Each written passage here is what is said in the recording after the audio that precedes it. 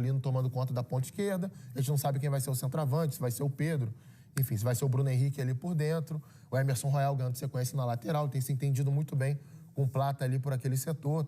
Rapidamente os dois têm se desenvolvido. A volta do Jorginho no meio campo. Tem muitos ingredientes para a gente ter um grande jogo logo mais no Maracanã. Caião, vamos debater esses ingredientes com as escalações lado a lado, cara, e entender aquilo que vocês esperam para o jogo de hoje.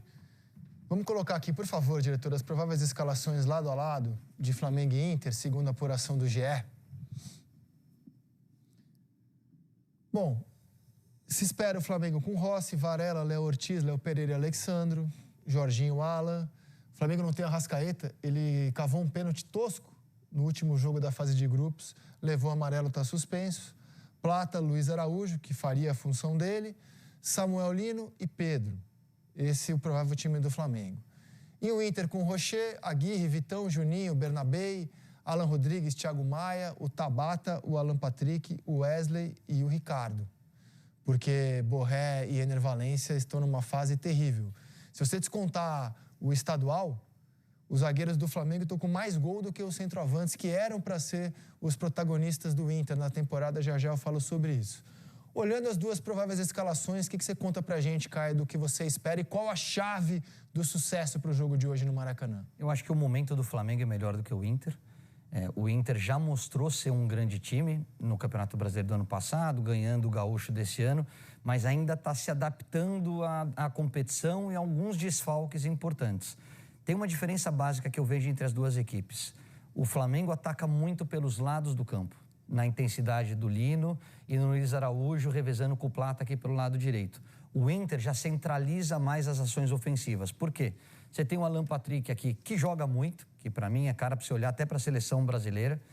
Você acha que seria o único jogador do Inter dessa escalação aí que hoje seria titular no Flamengo, no Maracanã? Olhando assim, eu acho que só ele. Eu acho que só o Alan Patrick. E se tivesse o Arrascaeta ali do outro lado, não sei nem se o Alan Patrick, mas assim, é uma briga boa. Mas por que eu digo que o Inter centraliza um pouquinho mais o jogo? Porque se o Flamengo não vai ter o Arrascaeta, o Inter não vai ter o Carboneiro, que vinha jogando muita bola. E quando entra o Tabata por aquela região ali, pro lado direito, o que é natural do Tabata? Ele é canhoto e ele é um meia armador, ele não é um meia atacante.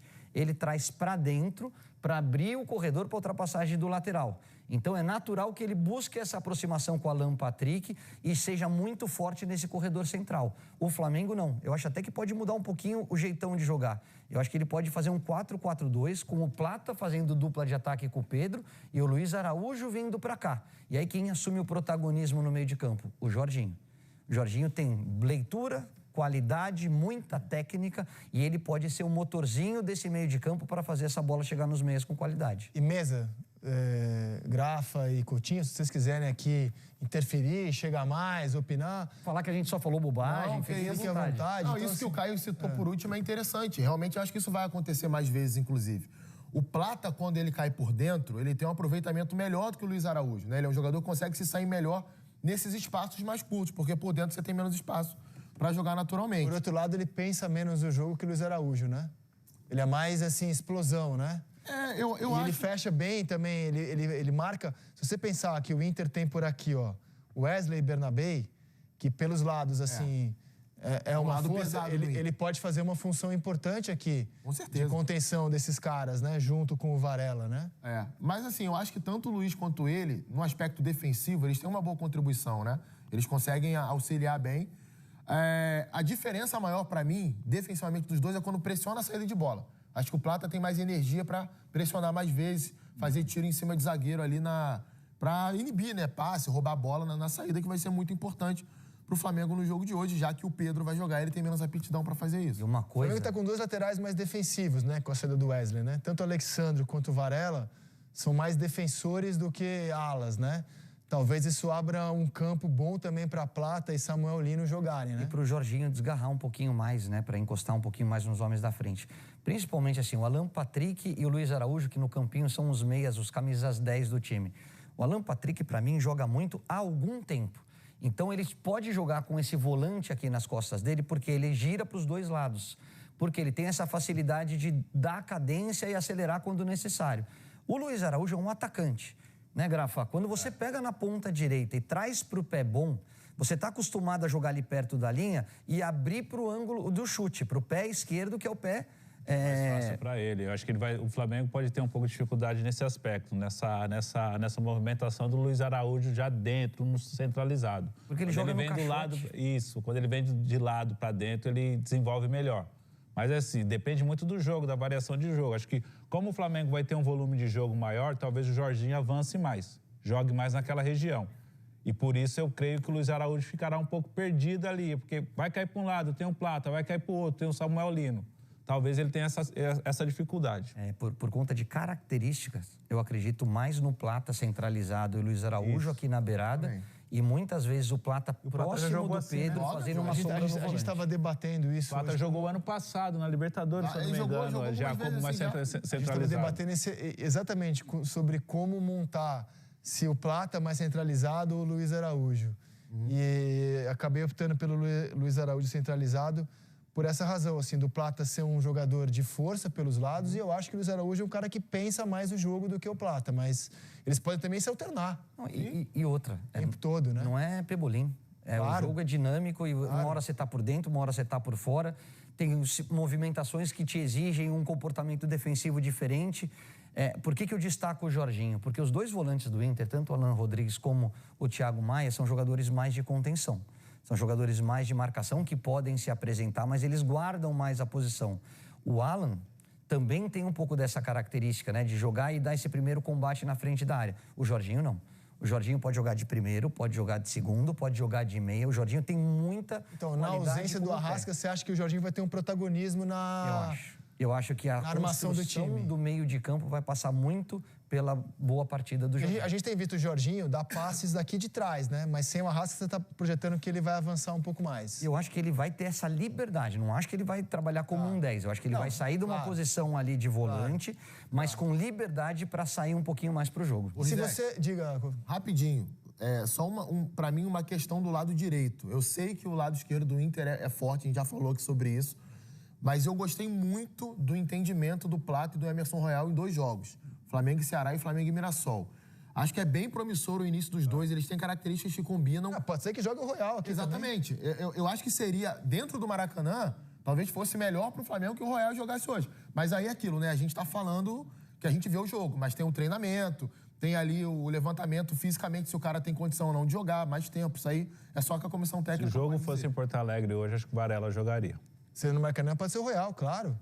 Mas claro, como joga no Maracanã, o Royal tem uma característica ofensiva melhor, assim, é um jogador muito mais ofensivo do que propriamente defensivo, talvez ele saia como titular. E eu acho que o Coutinho, se não me engano, tocou nesse novo posicionamento. O Wesley, desde a época do Palmeiras, ele se sente muito mais à vontade jogando do lado esquerdo do que do lado direito. Só que quem joga por aqui normalmente é o Carboneiro. Com a ausência do Carboneiro e a entrada do Tabata, que joga com o pé invertido ali pelo lado direito, o Wesley voltou a se sentir mais à vontade, onde ele rende mais.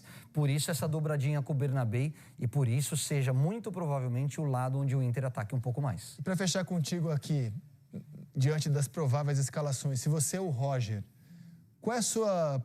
Eu não vou dizer a principal, porque você olha o time inteiro do Flamengo é para preocupar o Inter. Mas assim, taticamente... O que você quer do jogo de hoje? Você é o Roger Machado. O que você quer do jogo de hoje? Você quer amarrar o meio? Você quer fechar as laterais? Você quer só se defender? Você quer jogar por uma bola? Qual que é o mundo perfeito para o Inter hoje no Maracanã? Para mim, primeiro, pressionar o Jorginho quando ele tiver a posse da bola. Não pode dar liberdade para ele levantar a cabeça e armar o time. Então, seja o Ricardo, seja o Alan Patrick, ou quem tiver ali no setor, diminuir e pressionar o Jorginho quando ele tiver a posse dela. Depois, jogar de maneira compacta. Quando atacar, a última linha defensiva sair junto e quando você jogar defensivamente mais compacto, você não deixar espaço entre essas linhas, porque é onde o Flamengo aproveita muito bem. E aí eu terminaria a minha palestra dizendo o seguinte: nós somos contra o Bragantino e enfiamos 3 neles. Nós somos os atuais campeões gaúchos, nós já ganhamos essa Libertadores algumas vezes. Então, com a bola, coragem. Vamos atacar o Flamengo, porque se jogar só defensivamente, esperando o tempo todo, pela qualidade que o Flamengo tem, uma hora eles vão achar o gol. Vamos debater. Cara, aquele 1-1 da estreia do Campeonato Brasileiro foi muito disso que você falou. O Inter conseguiu no primeiro tempo... 1-1 há 4 meses atrás, 3 meses atrás. Isso que eu ia falar que faz muito tempo. Muito tempo. É que faz o futebol muito brasileiro, 3 meses é muito tempo. Vida, né? Faz muito tempo e o Inter não O Inter era o melhor, acho que era o melhor futebol no Brasil naquele momento, que vinha a reta final de estadual, começo de brasileiro, e o Flamengo se reestruturando ainda. E o Fernando é um jogador chave, né? Assim como experiência, visão de jogo, capacidade de orientação dos companheiros. Nesse jogo, por exemplo, o Roger usa muito uma linha de 5, com ele voltando para compor a última linha. E o Flamengo tem uma dificuldade imensa de entrar e ele coordenando as coberturas, né?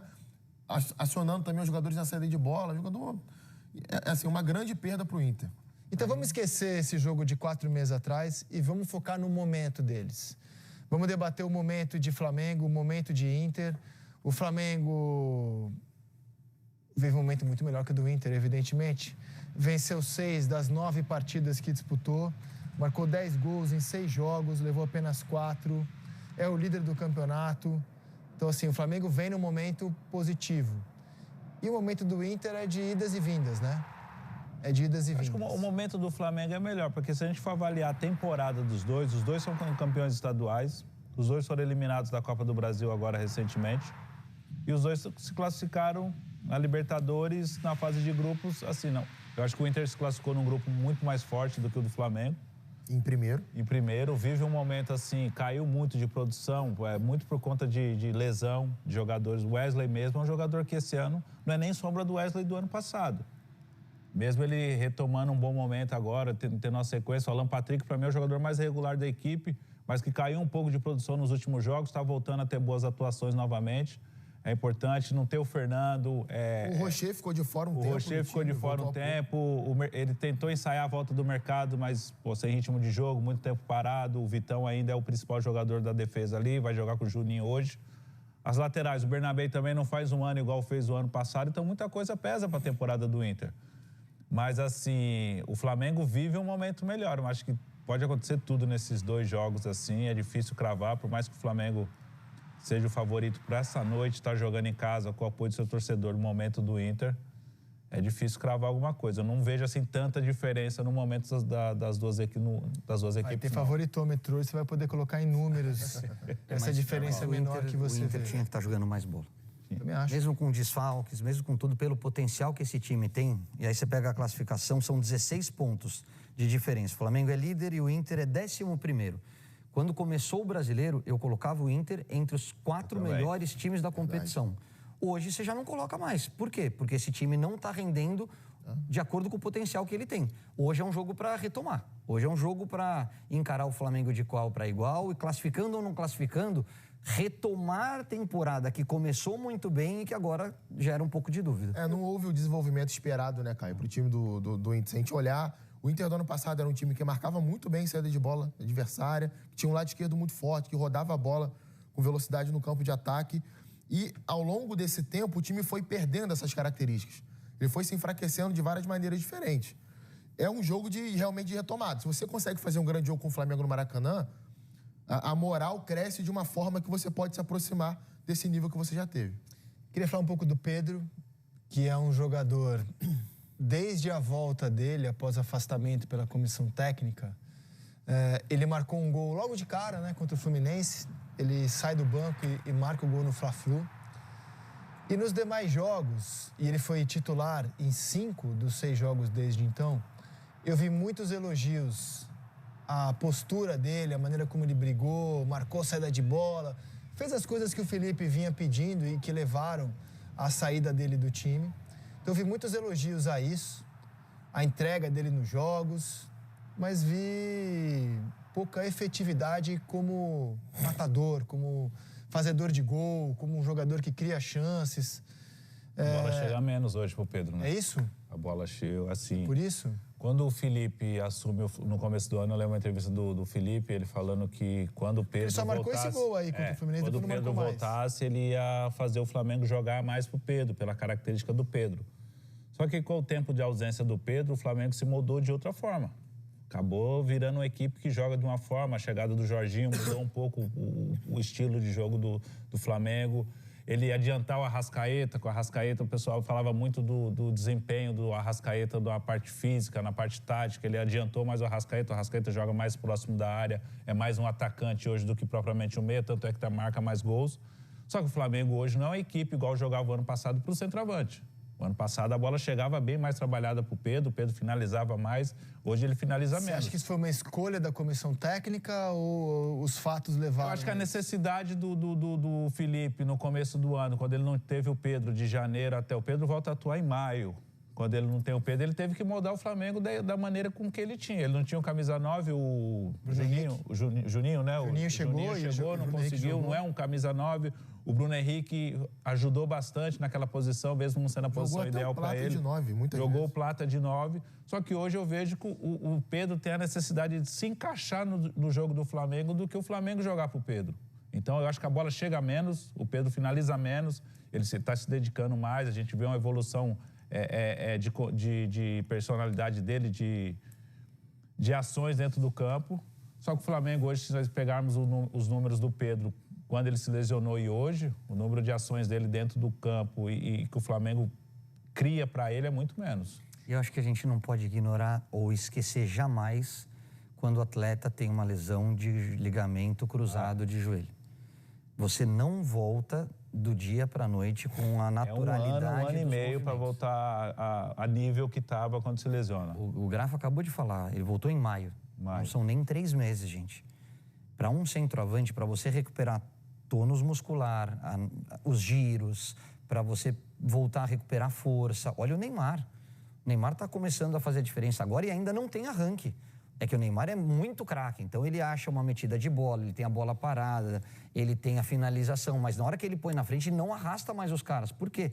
Leva tempo para você recuperar a musculatura de antes da cirurgia. O Pedro, para mim, é 9 para brigar, é centroavante para brigar pela camisa 9 da seleção brasileira.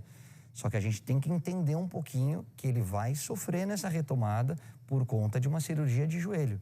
Leva tempo para você performar como antes do tempo que você for operado. E a briga tá puxada para ele. Você tem João Pedro, você tem Caio Jorge, Matheus Cunha. Não, hoje eu nem o convocaria, mas ele tem potencial para isso.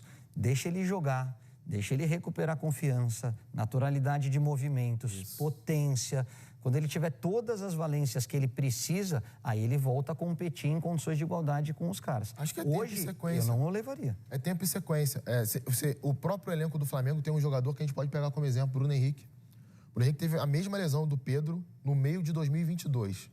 Ele foi voltar a jogar no nível próximo do que ele pode jogar no segundo semestre de 23.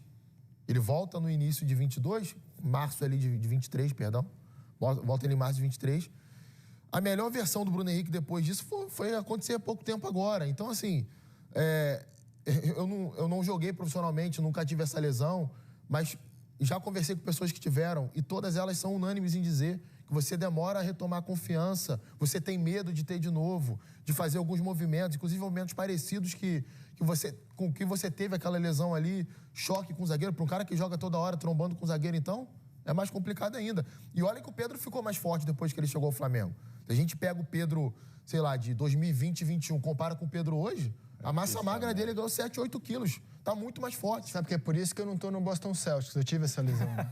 Senão eu estaria hoje... Inclusive, você foi uma das pessoas... No Hall da Fama, seguramente, né? O mais gostei é que você pegou o melhor do mundo como referência, claro, o Boston Celtics. Boston Celtics. É o único, né? O demais é o entretenimento. É isso. Certo? Nosso rival é entretenimento. Obrigado, Caio. Nisso a gente pensa parecido. Os atacantes, os centroavantes do Inter, eles não têm ligamento cruzado, não. Eles têm a má fase mesmo. Cara, é incrível porque, Valência e Borré... Hoje era um jogo pro Ener Valencia, pela característica dele. Exato, cara. De puxar, de arrancar, de contra-ataque. É um jogador que tem bem a leitura, a experiência, mas a fase técnica não é das melhores. O que tá bem, que é o Carboneiro, tá lesionado. Se lesionou. Né? O Ricardo Matias surgiu por causa disso, cara. Eu não gosto de ficar falando dos atacantes, não, mas pela característica de jogos das duas equipes hoje, o Ricardo Matias vai sofrer ali, viu? Aquela bola quebrada para ele fazer a parede ali, com os zagueiros do Flamengo ali com o Gano, se não Acho que tiver é importante o Inter fazer com o Gente, Caio o Vidal. Valência Tá não com a bola marca um também, gol pô. desde ficar abril. com a bola e tentar jogar. Isso aí. Desde abril, o Valência não marca um gol. E o Borré tem um gol nos últimos 10 jogos. O artilheiro do time no Campeonato Brasileiro é o Alan Patrick, com 4 gols. Assim, pra mim, a passagem do Valência, a passagem como um todo, se a gente for resumir, os 2 anos, ele tá há 2 anos no Inter, é muito decepcionante.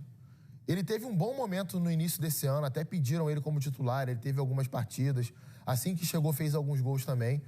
Mas não teve regularidade em nenhum momento. A médio prazo que seja, não se aproximou do grande jogador que a gente sabe que ele é. Jogador que já foi titular em Premier League, que jogou Copa do Mundo com a seleção equatoriana, já meteu gol em Brasil, em Argentina, e foi competitivo em cenários muito desafiadores do futebol. O Borré acho que ainda teve bons momentos. Tá embaixo, mas já teve bons momentos.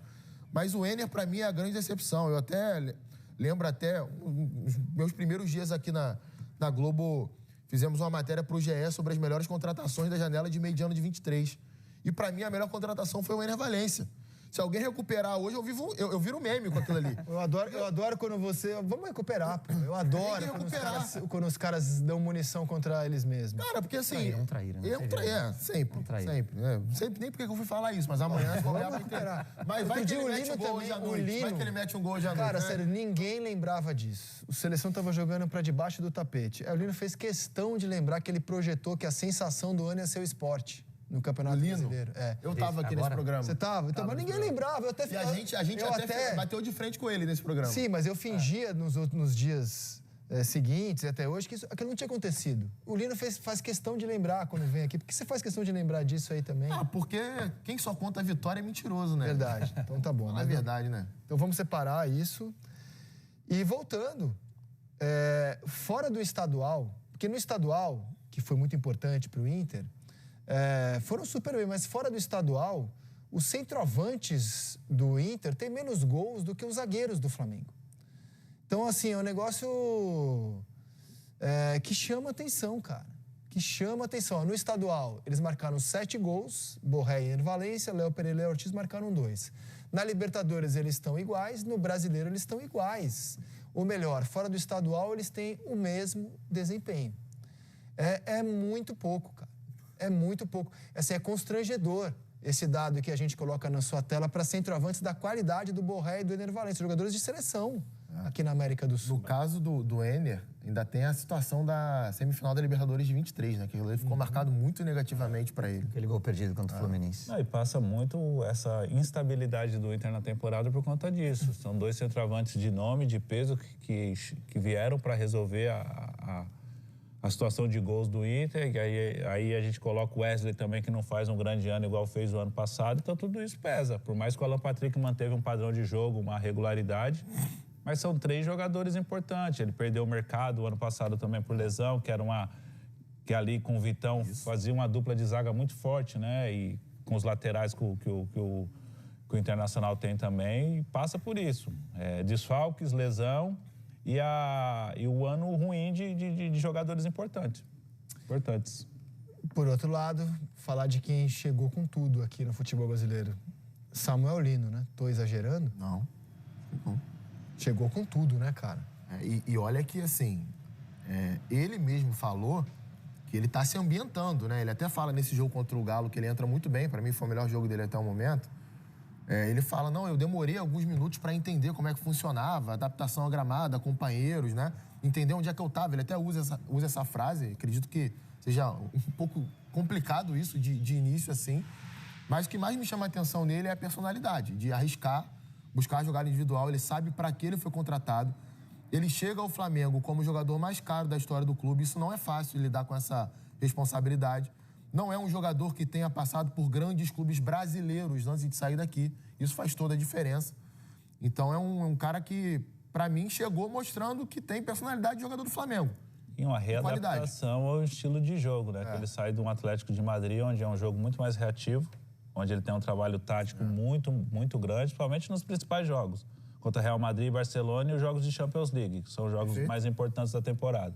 Jogou de ala lá. Então, e hoje no Flamengo ele é uma das referências ofensivas. É o cara do 1 contra 1, do drible, da jogada, da expectativa, do peso, da transferência de valores. Acho que tudo isso pesa. E para ele tudo é novidade. Estou no Brasil, estou no Flamengo, aquela coisa. Ou seja, demanda tempo para se adaptar. Mesmo assim, já é um feedback a curto prazo já bem positivo. Mas eu acho que isso que você falou agora é um fator de motivação ainda maior para ele, né? Primeiro, ele está jogando no Atlético de Madrid, que é um dos grandes clubes da Europa. Então, está jogando contra os melhores em alta intensidade o tempo todo. Então, ele chega num nível um pouquinho mais baixo, que se joga aqui no Brasil, mas em um time onde você olha para o lado e você tem a bola o tempo todo. Você ataca o tempo todo, você ataca por dentro, você ataca por fora. Isso, para um atacante em Grafa, é uma delícia, cara. Você joga com o Simeone deve falar assim, ó, beleza, primeiro você dobra aqui pelo lado do campo, ajuda o lateral, e se der para fazer um golzinho lá na frente, joia. O Felipe Luiz é o seguinte, falou, não, vai uma, vai duas, vai três, e de vez em quando você volta, que eu tenho os volantes para te cobrir. Cara, para você chegar no Flamengo, Maracanã lotado, com um time com essa proposta, é uma delícia, cara. Você vai ter a bola o tempo todo. Perfeito. Olha que ponto chegamos. O cara tem o elenco que tem no Atlético de Madrid e ele ainda joga como se ele fosse um coitadinho, né? O Simeone, cara. Verdade, cara. Desculpa. Mas assim, isso acontece nesses jogos que o Grafa citou, né? Real Madrid, Barcelona, Champions League. Não, quando pega time pequeno, não. Será? O Felipe conta que quando jogava lá com ele, ele adora o Simeone, hein? Sim. Ele ficava louco. Pô, não posso passar do meio campo, mas é o Betis, com todo respeito a Edenilson. É o Betis. Você quis cutucar ele quis. É o Betis. Não pode. Ele estava aqui no telefone, ouvindo o programa, já olhou assim de lado, assim, ó. Com aquela sobrancelha dele, assim, ó. Ó, uma outra vantagem, a gente mostrou o time titular e debatemos que só o Alan Patrick, na ausência do Arrascaeta, hoje conseguiria jogar entre os 11 do Flamengo. E o banco do Flamengo também torna o time rubro-negro muito forte contra qualquer adversário na América do Sul. O banco para o jogo de hoje tem opções. Ué, o Varela estava no time titular e está no banco, diretor? Me explica isso daí, se você montou pra gente. O Varela está duplamente, né? Então pensem que pode ser o Varela ou pode ser o Emerson Royal. Aí tem o Vinha, outro jogador de seleção. Tem o Ayrton Lucas. Tem o Saúl, que já jogou na seleção espanhola. Tem o Carrascal, reforço trazido a peso de ouro. Também jogou na seleção colombiana. Também jogou na seleção. O Olacian, o Everton Cebolinha, destaque do Brasil na Copa América de 19. O Bruno Henrique.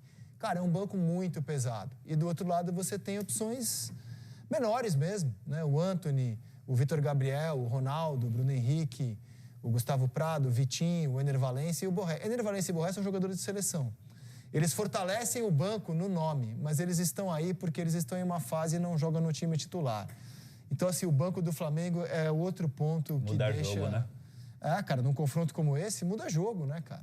Muda jogo. Tá dando certo um sistema, um jogador, você muda... E o fato de... As 5 substituições no futebol, depois da pandemia, mudou bastante o conceito de jogo, né? Você consegue mudar a equipe. Antigamente, só com 3 substituições, você organizava a equipe, organizava aqui, consertava aqui ou acrescentava ali. Agora, 5 substituições, você tem que ter um banco bem robusto para manter o padrão. E o do Flamengo, além de manter o padrão, ainda eleva. Tem certos jogos que, às vezes, o Luiz Araújo não está bem, o Everton Cebolinha vai entrar. O Plata não está bem, o Bruno Henrique vai entrar e vai melhorar. Ou seja, é muita qualidade. Quantos clubes brasileiros têm um lateral esquerdo do nível do Vinha, por exemplo? E do Ayrton Lucas. Lucas. Sim, é bom jogador. É que eu acho que o Vinha melhor que o Ayrton. Não, tudo bem, mas mesmo do Ayrton Lucas, cara. Mesmo do Ayrton Lucas, né? Dito isso, vamos ao favoritômetro. É brincadeira, cara. Aqui a gente falou que o time titular do Flamengo é melhor. Cara, não erra. Que o banco é melhor. Que o momento do Flamengo é melhor. Como isso vai se traduzir no favoritômetro? Mas é mata-mata, velho. Ok. Eu só tô apimentando aqui. Favoritômetro de 0 a 100 com o time. Qual foi o favoritômetro do Paulo Nunes ontem? Ele falou, quanto foi? 54, 48, não foi? Ele falou alguma coisa outra aqui no programa. Foi de Copa do Brasil que a gente fez. Copa do Brasil, né? Foi, né? Foi de Copa do Brasil. Não tinha esse jogo. É a primeira vez que a gente faz do confronto de hoje à noite. 55 a 45 Flamengo. 55 a 45. É o jogo de hoje ou para passar? Para passar. para avançar. A pergunta que a gente está fazendo no nosso megafone. Quem avança? Para o Coutinho, o Flamengo tem 55% de chance de passar. Para você, Carribeiro? No máximo essa diferença. Por ser jogo de mata-mata e pelo respeito que eu tenho ao Inter, 55-45. Pro pessoal também, viu? É? Lembrando que 19 eu não me recordo do momento do Internacional. Mas 19 eu lembro que era o Oder Hellmann, treinador. Isso. Era bom. E num jogo, no Maracanã, onde o Inter era melhor no jogo, naquele determinado momento do jogo. Uma vez conversando, eu e o Lino fomos fazer um jogo em BH do Internacional e do Cruzeiro. Internacional e Cruzeiro Internacional, acho que uns 2 meses depois da eliminação do Internacional, e conversando com o Oder Hellmann, ele falando do Everton Ribeiro naquele jogo. Tem uma bola que o Everton Ribeiro pega em cima da linha lateral e dá um passe de 3 dedos, assim, acho que o Bruno Henrique marca o gol, não, finaliza a jogada. Sabe quem Vocês foi foram decisivo? políticos, né? Sabe se foram políticos? Mas o Internacional estava muito bem no jogo naquele momento, era melhor que o Flamengo. Quando saiu o confronto Flamengo e Inter, depois que o Flamengo eliminou o Emelec, o Inter era favorito para a maioria das pessoas. E quem joga muito bem esse jogo no Maracanã, que dá um passe decisivo, é o Felipe Luiz. Mas não pode 19 não, para esconder o lado político de vocês aqui. Porque aqui vocês não desagradam os rubro-negros, colocaram os rubro-negros como favoritos. Tá com a corneta afiada. Não desagradam os colorados, mas é muito próximo o favoritismo e deixam esse confronto muito em aberto. Vou dar o meu, é 70% pro Flamengo Que passar. isso, rapaz? 70-30, você acha? Que isso? Cara, o Flamengo tá num momento muito melhor que o do Inter. Eu vou ficar muito surpreso, cara. Eu acho que é quase zebra se o Inter conseguir superar o Flamengo em 2 jogos. Não tô aqui colocando no balaio a grandeza do Inter. Assim, eu acho que é uma missão duríssima de escalar essa montanha aí. Duríssima, cara. O Flamengo é favorito, mas eu não vejo essa diferença toda, não. Por isso que é o seu favorito. Você não fez questão nenhuma de agradar a torcida do Inter, hein? Não, cara, eu tô falando a real, assim... Não, mas a gente não quer vou ficar agradar muito ninguém, surpreso, não. Mas cara. eu só acho a minha opinião. Eu acho que não tem... Assim, eu acho que o momento do Flamengo é melhor, mas não... Ainda mais agora que aconteceu na Copa do Brasil. Exatamente, Veja bem, exatamente isso.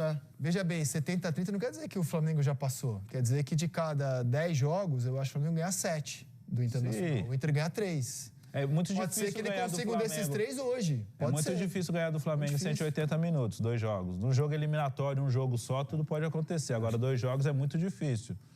Mas... Eu não tô cravando que vai passar o Flamengo. Eu só acho que de cada 10 jogos hoje, o Flamengo ganha 7. O Inter ganha 3 hoje. Não, e todos nós estamos concordando que o momento do Flamengo é melhor, que o elenco do Flamengo é melhor. O que a gente pensa um pouco diferente é que a gente acha que por ser um jogo de mata-mata, um campeonato de mata-mata, que o imponderável muitas vezes entra em campo, essa diferença é um pouco menor. E a definição no Beira-Rio, né? Isso é importante a gente lembrar. Porque o Inter foi líder e o Flamengo, por exemplo, tinha 90% de chance de ser líder, 99% de chance de ser líder da fase de grupos, e não foi. Inclusive... Ele conseguiu ficar em segundo num grupo que era ridículo de fácil pra ele. Inclusive, as últimas 2 eliminações do Flamengo na Libertadores têm muito peso da decisão fora de casa. O jogo contra o Peñarol e o jogo contra o Olímpia. Por mais que o Flamengo tenha perdido o Peñarol no Maracanã, é um jogo que o Flamengo não consegue ser tão criativo fora de casa, não consegue se soltar. E o jogo do Olímpia é aquele atropelo lá em 2023. Vou aumentar o favoritismo agora. Eu acho que o Palmeiras é 85%, 90% para mais favorito contra o Universitário. A gente muda de time. E o Renato Peters agora traz as informações do Palmeiras, que amanhã encara o Universitário em